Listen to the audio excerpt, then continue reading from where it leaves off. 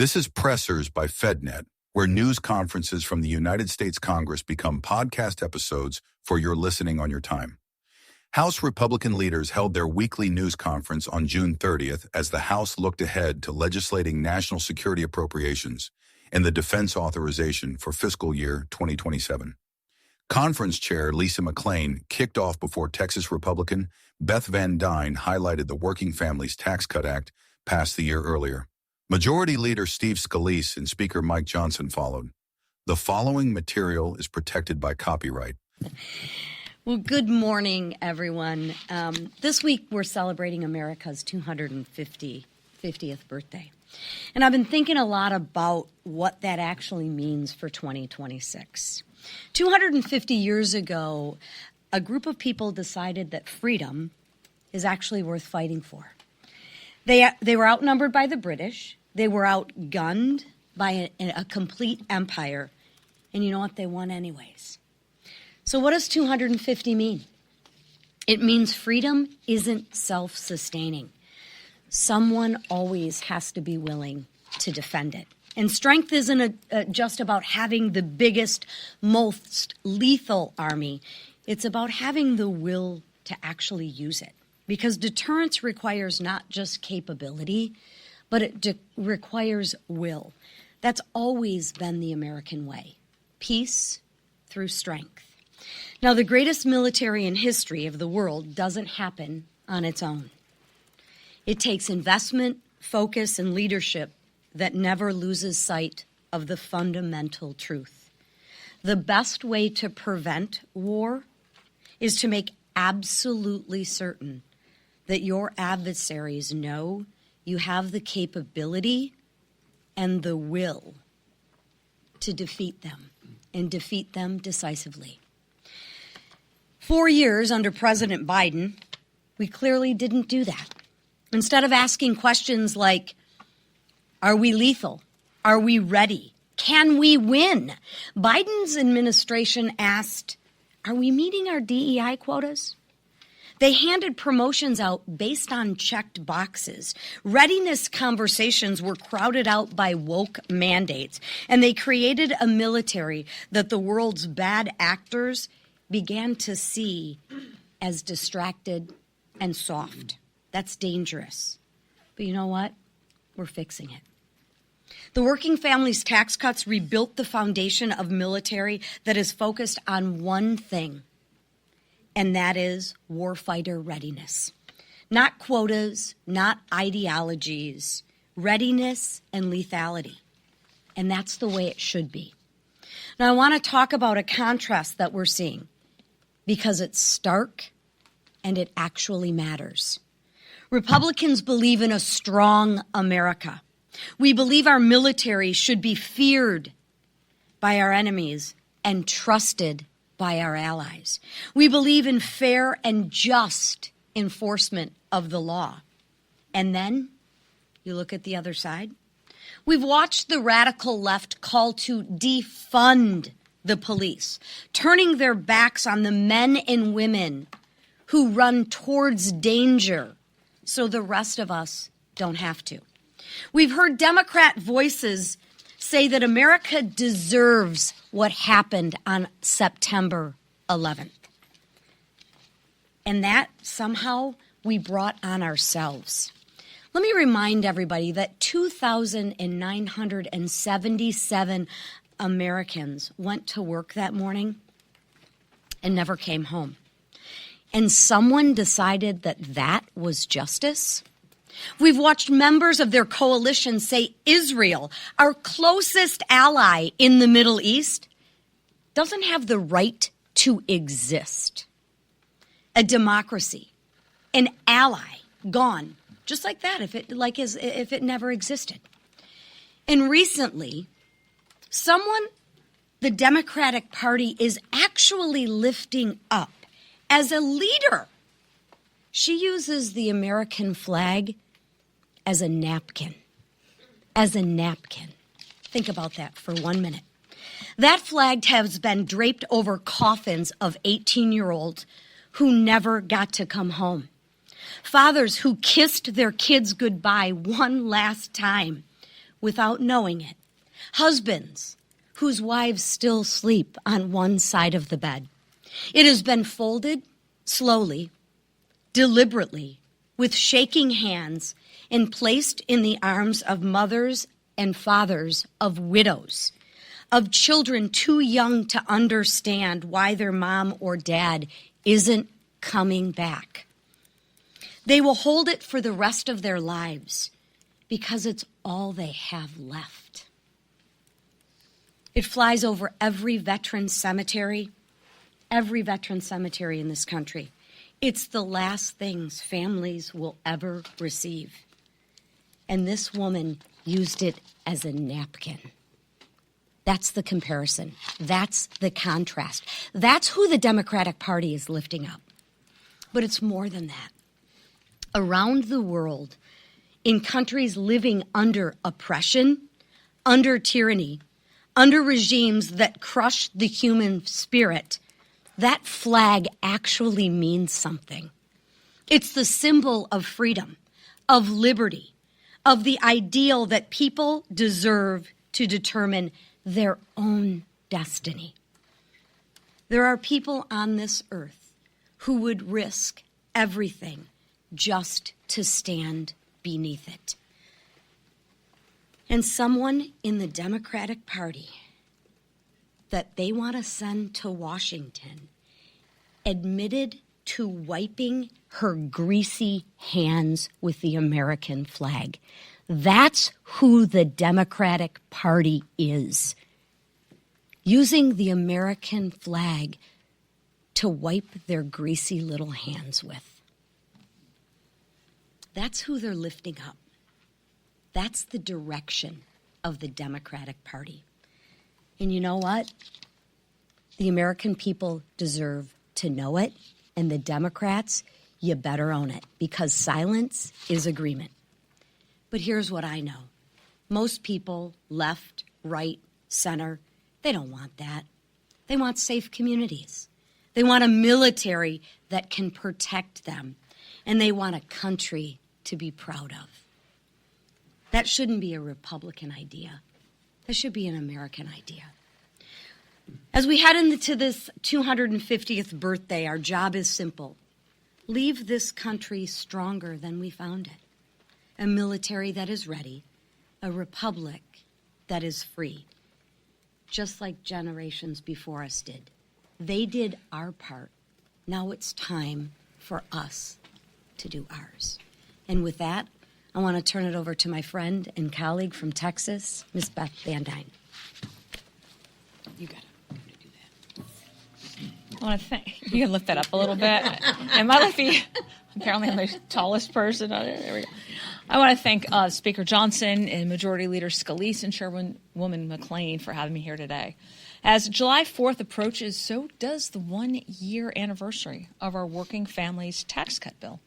That's being signed that was signed into law by President Trump after passing both the House and the Senate, saving the American people from the largest tax increase in our nation's history and delivering real relief for hardworking Americans. And now, thanks to the Working Families Tax Cuts, we are in a new era of making sure hardworking Americans keep more of what they earn and are paid more for what they do to support their families. Passing the Working Families Tax Cuts was a multi-year endeavor of talking to folks from across the country. Hearing directly from the American people guided everything that we did to ensure that more dollars stayed in their pockets and so that we could help as they worked to recover from government-created and historically high inflation, from brutal Biden-era job-killing regulations, and the sacrifices to make ends meet from month to month just to keep their businesses afloat. Empowering American families was central to everything that we would do. Getting these tax cuts done correctly to help working Americans was personal to me. I know what it's like to work an 8-hour job, a minimum wage position, and then pick up additional shifts at another job just so that I could scrape for every dollar to pay rent at the end of the month. And keeping all the money that I earned from tips would have made the difference between being able to go to the grocery store to buy what I wanted to eat or once again having to pack up leftovers sent back to the restaurant kitchen at the end of the night. And legitimately, I did that. just like we have working Americans across the country doing that day in and day out. And as a mom of two, with one child facing serious health battles, the expanded child tax credit and largest standard deduction would have let me pay for the care that my daughter needed without having to skip treatments or having to beg insurance bureaucrats who really didn't care if she got better or not. Democrats mock these tax dollars that saved for the American people. They sneer at what real relief means to real people. But I lived it. And I felt the soul-crushing anxiety of barely being able to make ends meet. And that's why these reforms mattered so deeply to me and why they matter to every struggling family in America. And this isn't just about stabilizing households. It was about forging a stronger, brighter American future.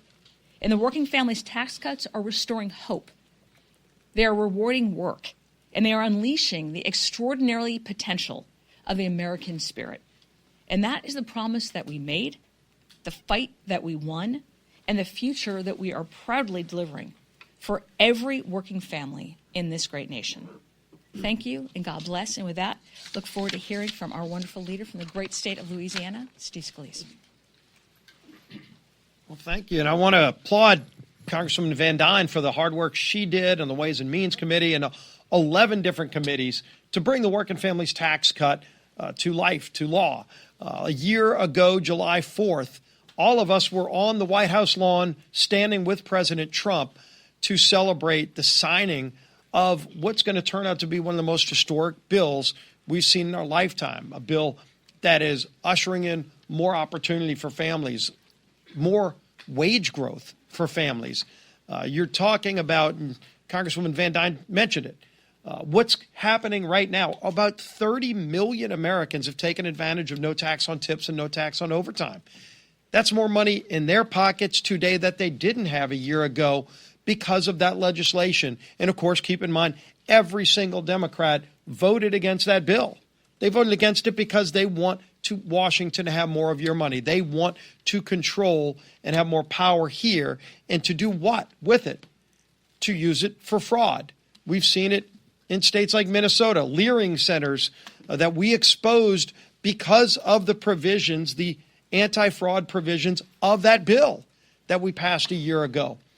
None of that would have been exposed if we didn't have that legislation in place that every Democrat voted against. So again, eliminating fraud in states like Minnesota so that working families, a single mom working 3 jobs can have more money in her pocket.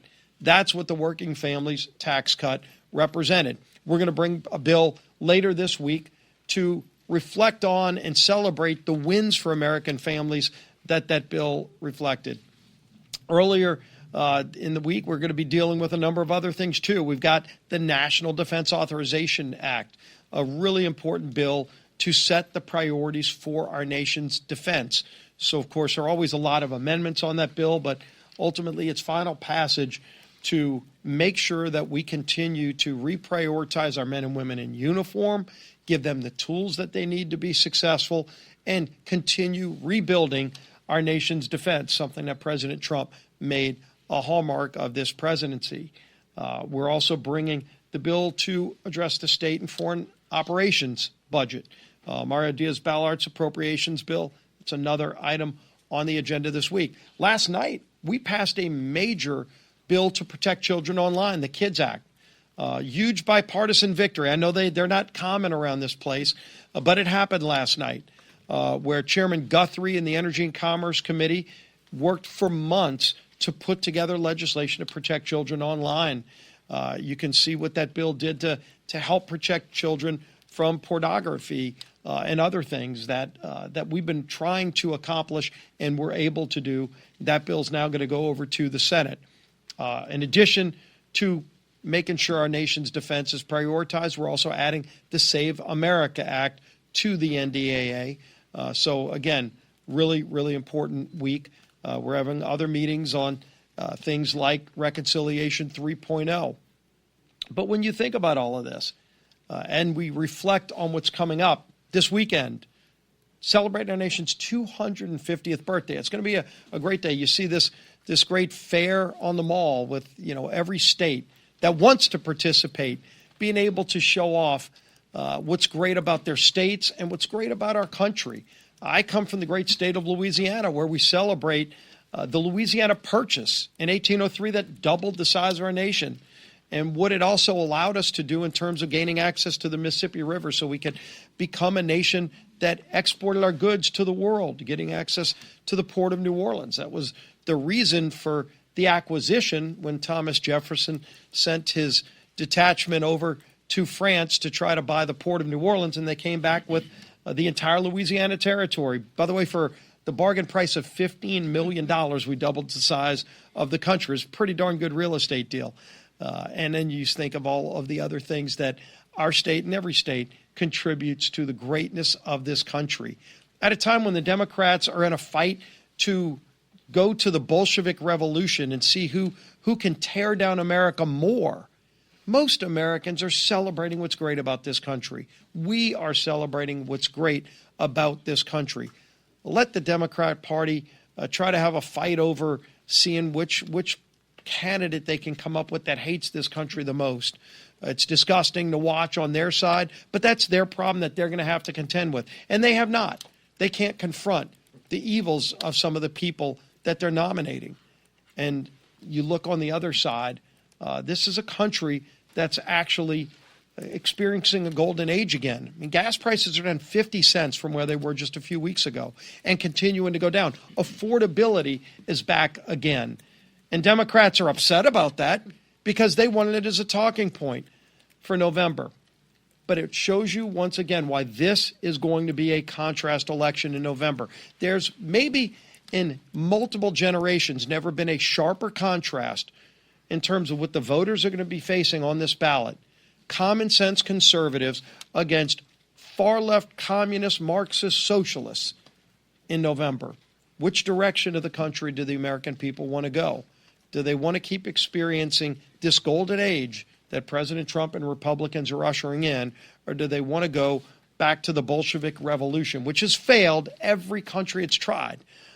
This is not the country we're going to try socialism. We will reject it. The voters will reject it in November. The Speaker of the House, Mike Johnson. Well, good morning, everybody. This is a great day, great week to be an American, to celebrate the greatest nation in the history of the world, and it's not even close. And you all hear me remind us of that all the time. The most free, most successful, most powerful, most benevolent nation that has ever been on planet Earth. America is back right now, and there are so many reasons to be excited and to celebrate with your family and friends. Celebrate freedom. Celebrate the great blessings we have to be in this country, the greatest on the planet. We've got challenges, of course. We're working through those every day, but there is no reason not to celebrate. There is no reason to be depressed in any way. We recognize 250 years is still an experiment. We're still a grand experiment in self-governance. In 1776, the founders came together and they boldly proclaimed a self-evident truth. We call it the nation's creed. It's like a statement of faith. And they said right in the second paragraph of the Declaration, which we celebrate this weekend, we hold these truths to be self-evident. And what is this self-evident truth? It's something that's obvious. We hold these truths to be self-evident that all men are created equal. And I always pause there and say, note that it doesn't say born equal. It says created equal by God. And that it is God, our Creator, who gives us our inalienable rights, that among those the rights of life, liberty, and the pursuit of happiness. That statement was so revolutionary when it was made, when Jefferson wrote it on behalf of a small committee of founders, including Franklin and Adams, and they came up with that precise language. They were very careful in how they articulated that. They wanted to make this bold proclamation of something that was obviously true. And we are the stewards of that great foundational principle and truth. It means that everybody's made equally, created equally. It means that we all have, we strive for equality of opportunity. It means that every single person has inestimable dignity and value because our Creator made us in His image. The men that wrote that understood it from Scripture. That is what made America exceptional. That's what set us on the path to be the great nation that we are, one nation under God.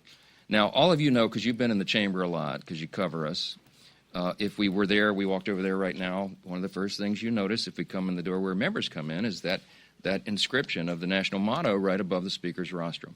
And if you look in the visitor's guide, it says the People's Guide, Visitor's Guide to the People's House. It's a beautiful publication they published some years back. We still hand it out, full color. On page 21, it talks about why the motto is above the speaker's head and when it was placed there. And it says there it was placed in 1962 by Congress as a rebuke to the Soviets' philosophy during the Cold War.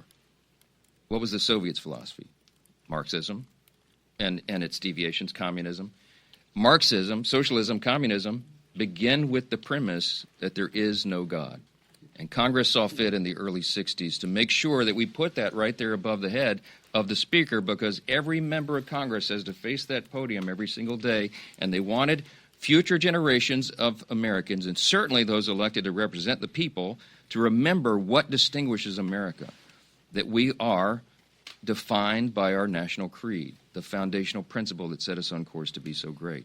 Now, here's what we face right now, surreal as it is. On the anniversary of the country, we have an open contest right now between the Marxists and communists and the Americans. Now, we've been saying for months that this is setting up, this midterm will be a contrast election. We've been saying a contrast between common sense and crazy. And now you can add another line there. It's common sense versus communism, because that's what's happening in the Democrat Party. The insurgent left is taking it over. I don't need to recount all the developments, even over the last week, for the people in this room, because you cover it minute by minute. But that is the contest that is shaping up. And so we're very sober-minded about this. A country that undermines its own foundations and founding principles does not survive. And the founders were very articulate also in their personal letters and their private correspondence and the things they gave down, the advice they gave that echoes down through the generations to you and me as stewards of this grand experiment. They didn't know how long it was going to last. I can tell you one thing, though. The father of our country, George Washington, in his famous farewell address, which we read on the floor each year in the Senate and now in the House on the anniversary of his birthday, he gave all the advice that echoes down through the generations to all of us, his countrymen, how to keep the republic, an experiment that had never been done before in history. And he said, watch out for national debt. We're working on that right now, okay? Watch out for too many foreign alliances. That's become a problem sometimes. It says, make sure that you don't get into factionalism, regionally or by political parties. Well, we didn't follow all that either. But what he said, but you know what? Almost as a summary statement. Of all the dispositions and habits which lead to political prosperity, he wrote, religion and morality are indispensable supports. Again, echoing this common theme, that we recognize that our rights do not come from a king or a government, they come from God himself, and it is to him that we owe our ultimate responsibility. That's what we're fighting for. And the insurgent left that hates America, hates our founding principles, they hate the idea of borders and prisons, they even want to remove the president and the Supreme Court in the latest Democrat Socialists of America little platform statement that you should be covering. Very dangerous stuff. Yeah, they wipe their hands on the American flag. Yes, many of them have ties to terrorist organizations. You can't make this stuff up. We're no longer in a battle just between Republicans and Democrats arguing over marginal tax rates or the size of regulation. This election and this year and the arguments and the things that are happening in Congress right now is a contrast between people who love the country and its founding principles and those who have open disdain and hatred for them. They want to tear America down. They want to tear down Western civilization, and it's not going to happen on our watch. So today, we're working. We're going to pass a rule today. We'll set up a National Defense Authorization Act.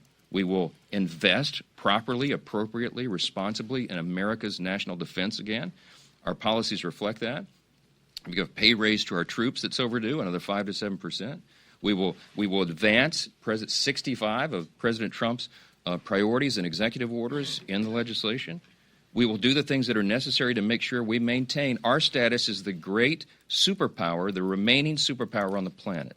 It is absolutely essential that we do that for a couple of reasons. Number one, Reagan used to remind us, you hear me say all the time, freedom is not passed along in the bloodstream. It's got to be fought for, protected, taught, passed along to the next generation, or else they won't have the same liberty and opportunity and security that we have known. And America is the leader of the world. We are the beacon of freedom. The Capitol building, one of the most recognized symbols on all the planet, because that Capitol dome represents liberty. It represents freedom. It represents the great nation. We will not sacrifice that now. We will double down. We'll celebrate on July 4th, on our nation's grand birthday, the semi-quincentennial, And we will advance those principles further. We will win the midterms. The Republicans will stay in charge. And we will continue to advance great policy like Beth recounted, the Working Families Tax Cut, that we celebrate the one-year anniversary on July 4th, and so many other things. Over 700 pieces of legislation that have passed through the House, over 100 executive orders codified already, and there is more to come. We have much more to do. America's back. You should celebrate all the great things it is to be an American. I'll take a few questions. Chad. Good morning. Thank you. What was the obligation of Tom Kean Jr. to his constituents about his health during this prolonged absence? Should he have said something to them? I understand Tom has given a speech on the floor this hour. I don't know exactly what he said, but I hope that he was fully transparent, as I encouraged him, many times over the last few months to be. Should he have been more upfront in that interregnum? What did he say? Did he tell what his? He hasn't said anything. Okay, all right. Well, then But I'm saying he had 4 months to do that. He did, and I encourage him to be transparent, because what you will find when he does the speech, whenever that happens today, is that there's no conspiracy involved in this at all. There's nothing scandalous at all. He has a health condition, as he said. If it were me, I would have been more specific about that, and I encouraged him to be. He will today, but it will be understandable to you. It's not an uncommon kind of condition and ailment that he's been fighting, and I think people resonate with it. I think he'll get a lot of empathy because it's something that's very, very common. So I encourage him to come back. I'll say this about my colleague. He is a genuinely good man.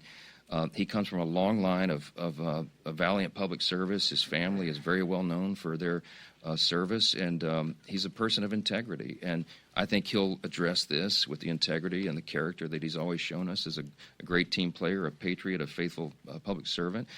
He's missed some votes, but he's still been working as he was able, as he explained. His staff's been working overtime, I know, because they're in constant contact with mine. And I think his constituents have been served throughout this process. We're all human. People get ailments. People have to fight cancer and terminal diseases and all sorts of other maladies. But they're still the duly elected representatives. They do their best in those trying times, and I think the American people understand that. I think Tom gets reelected easily this fall, and he'll be back, and he'll be back in full health, and he'll continue to do what he's been doing his whole career. Jake. Mr. Speaker, how you have a bunch of issues, and as you alluded to on this rule, save, and there's this Delphi pension situation that Mike Turner said you were for, so the president was for, and then it was made out of what was not made in order in the Rules Committee. What's your plan on that? Well, on the Delphi thing, we ran into a point of order problem, a rule problem, because the way it was presented, it was, not to get too deep in the weeds, but it was appropriating on an authorizing measure, and that's always been subject to a point of order and a problem. Mike Turner is earnestly trying to get this problem solved for this it's a significant number of employees of the former Delphi corporation that had their pensions rated under the Barack Obama administration, and we're anxiously trying to get a solution to that. So I certainly understand and appreciate his zeal. There were hundreds of amendments filed to the NDAA. Many of them were not made in order because they were either not germane to the underlying bill, or they had a point of order they were subject to, or it was in the jurisdiction of another committee. And we've been very insistent since we returned to the majority back in 2023 that anything that goes on the NDAA, I think logically, obviously, must be directly related to defense spending and within the jurisdiction of House Armed Services Committee. And that's a rule that we've maintained consistently across the board. So we're working on that, a number of issues. Of course, people get grumpy sometimes when their amendments are not made in order on a big bill like that. But we addressed it in conference this morning. We reminded everybody of the rule. We have to be intellectually consistent about this, and we're going to work through those other issues. Now, with regard to the Save America Act, listen, I don't know how many times I can say this. As you all know, we've passed the Save America Act in one of its various forms 3 times in the House already. We will pass it again this week when the NDAA passes. The Save America Act, as passed in February unanimously by all Republicans, and that's components of the proof of citizenship to register to vote and voter ID when you show up to vote, that will be merged onto the NDAA and transmitted to the Senate as one bill. That's the most efficient, effective way to do it. There's no need to add an amendment to the NDAA. Let's just have the full bill that's still sitting there and has been transmitted to the Senate. Let's send it again, but put it as part of something that we hope and believe will be a bipartisan vote in both chambers, and that Democrats in the Senate will understand goodness, as much as I may have disagreements with the current administration, it's probably important to pay the troops and fund national defense. I certainly hope that they understand that, and maybe the SAVE Act makes it through in that vehicle. We're going to continue to do everything we can. I would pass the Save America Act every day in the House if I thought it would do any good, but we're going to be stacking them up over there. This will be the 4th iteration, and we're going to hope that the Senate will do the right thing. Mr. Speaker, I got to get a lady. Yes, second row. Hi. Do you have any opinion on the Supreme Court rulings that have been decided this morning? This morning, I've been busy since 6. I haven't seen the ones this morning. Knockdown coordination. Yeah, they ruled on transgender athletes that states can pretty much, they can, let me read. They can protect against discrimination solely on the basis of biological sex. Yeah, that sounds like the right result. That's common sense, and I think what we expected. I can reference the opinions that came out yesterday. Had a quick time to review those at about 1 a.m. Last night, and I can tell you that the one that we were really very disappointed in was the Watson case, where they said, this is how long do you count mail-in ballots? California is destroying every American's faith in our election system by dragging this thing out and counting ballots for weeks on end after an election. It's absurd. And I think the court missed this one. It was 5-4, and I think they went the wrong way. And they said, the states get to decide how to do that. Now, there is some question as whether we can tighten that statute and make another run at that, so we're looking at that in detail. I'm going to make sure Congress does everything possible to ensure free and fair elections, everything within our jurisdiction in every way possible. I can tell you every Republican in the Senate and the House is committed to that, and it is shocking and sad to me that Democrats refuse to vote for the most basic election integrity measures, even to say that you have to be a citizen to vote in America. There are Democrats who will not vote for that, even though it's already part of federal law. It's not enforced in the blue states. They will not vote for the enforcement of that. They will not vote on federal elections for you to have an ID when you show up to vote. That's a 90-10 public opinion issue, at least 80 in almost every survey. Everybody understands the common sense of that. Democrats won't help us. We've got to do it on our own. Yes, ma'am. Second row.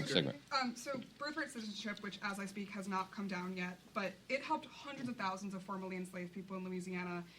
Now, do you, as a constitutional lawyer and representative to the descendants of some of those people who were enslaved, agree with the president that it should be done away with? What was I missed the first part of the question. It helped hundreds of thousands. No, what was the... It has not come down yet, but do you agree with the president that it should be done away with? What hasn't come down? Birthright citizenship. The last case has not come down. Oh, birthright. Sorry, birthright citizenship. Yeah, okay, look, yes, as a constitutional lawyer, I got lots of opinions on this. Okay, understand what the framers did, and when we added this to our constitutional order, I understood what the intent was. I think anybody who looks at this, oh dear, what they rule. The decision is children born in the United States, parents unlawfully or temporarily present, are subject to the jurisdiction of the United States and are citizens at birth under the 14th Amendment Citizenship Clause. What's your reaction to that, Mr. Speaker? Well, this is real time. I need to read the opinion, okay? But obviously you could say that's a textualist, originalist view. However, I do think that this has been grossly abused in recent years, okay? And that is the case that was being made by the plaintiffs in the case, and we're very sympathetic to that because it is a serious problem. We have it's become a tourism, birthing tourism, they call it, a trend where people will just come and you just come onto the soil and have your child, and then they're able to avail themselves of the welfare state and everything else. It's been abused. It's one of those things that was intended to serve a noble and important purpose and has been thwarted and overused and abused. And so I'm sure that we'll continue to look at that. I mean, I'm sure the conclusion from this opinion is going to be that you got to amend the Constitution to fix that. As we all know, it's a big challenge to amend the Constitution. It's only happened 27 times in our whole nation's history, and the reason is because you got to have 2/3 of both chambers of Congress and 3/4 of the states to ratify. It's usually at least a many years long process and very complicated. We'll see. I'm sure there's going to be lots of discussion about that. I will say I'm very disappointed in that outcome. I think it subjects the country to serious challenges going forward, and we'll have to deal with it as a Congress. Last one. Mr. Speaker. Yeah, front row. Sorry. On the housing bill, Yep. the president said yesterday that the housing bill is unimportant in his view compared to the Save America Act. I know you want to see the Save America Act passed, but do you share that view that the president said yesterday. He seemed a little bit dismissive of the bill. No, look, In your conversations with him, are you confident that it will become law, that he will not veto it? And then are Republicans missing out on that opportunity for him to sign a piece of legislation that you all described affordability as a big issue in the midterm election? Yeah, it is. The president has a lot going on, and I think it's safe to say he's not read through every line of that piece of legislation. It's a lot to it, and a lot of great things, and he and I have spoken about it quite a bit. He understands all the dynamics here, what he was saying, and the legislation. But what he was saying is, in comparison to ensuring election integrity, which is now represented by the Save America Act, nothing is as important, because you cannot maintain a constitutional republic unless you have free and fair elections. A government of, by, and for the people is ultimately and foundationally dependent upon that. That's what the president is saying. We all agree with that, and by the way, so do the American people. And that's not to say that there are not also incredibly important issues, and the cost of living and affordability is among them. It's top of mind. I've spent 6 hours in the Oval Office just in the last few days. I think 4 hours on Thursday, over 2 hours yesterday. We talked about all this in great length. The president certainly understands the importance of affordable housing. As he's noted yesterday, he knows as much about housing as anybody, because that, in many respects, was part of his portfolio and career. And he understands that we've got to reduce the age of the average first-time home buyer from in their 40s to their early 30s and get back to some sensible market conditions. Now, he also points out that interest rates are a major factor in that, as we all know. Anytime there's a housing boom, there's lower interest rates, and it spurs on that activity. But there are also input costs and the cost of construction and the barriers to entry. We address so much of that in this housing bill that we fought like warrior poets in the House to make sure it was good Republican policy in the end, and it cuts regulations, it reduces costs, it helps spur on construction, and it gives more affordability and availability to more people. The president is 100% in favor of all that. It will become law. I've encouraged him that he should put he has a big, bold signature, as you all know. And I said, sir, you should get the fattest black marker you have and sign your name really big on that, because the results of it, I'm telling you, are going to be very, very good for the American people, and it will fulfill your promises and your desires, sir, to make sure that more people can grasp the American dream. And so I hope he does sign it. If he doesn't, it's still law. We'll still celebrate it. But he's trying to make a point, and I think he's making it very effectively. And the fact that you all ask me every 3 steps down the hallway illustrates that he has achieved the desired objective, and that is to make Save America the number one thing, because if we don't get that right, everybody's concerned about what happens next. So I think that's a way to summarize it. Thanks for the lifetime commentary on a Supreme Court case I haven't read yet. I'll go do my best and dig into that. Thank you all for the time. Happy July 4th. Sorry for interrupting you, Mr. Speaker. Unauthorized reproduction, distribution, or use of this episode without express written permission from FedNet is prohibited. Thanks for listening to this FedNet podcast.